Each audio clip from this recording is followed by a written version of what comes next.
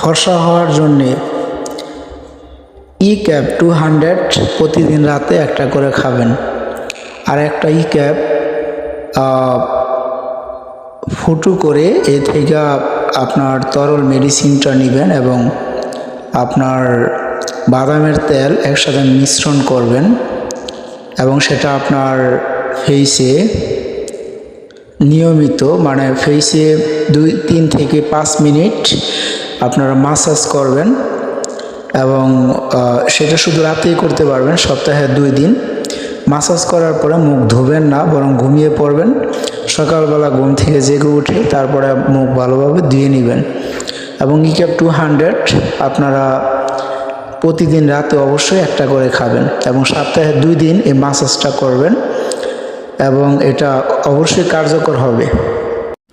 অবশ্যই দেখবেন যে কিছুদিন পরে মানে দৃষ্টি পড়ার মতো একটা সৌন্দর্য আপনার ফেসের মধ্যে আপনার দেখা যাবে, যে আপনি নিজেই অবাক হয়ে যাবেন। তো পদ্ধতিটা হচ্ছে অবশ্যই ই ক্যাপ 200 লাগবে।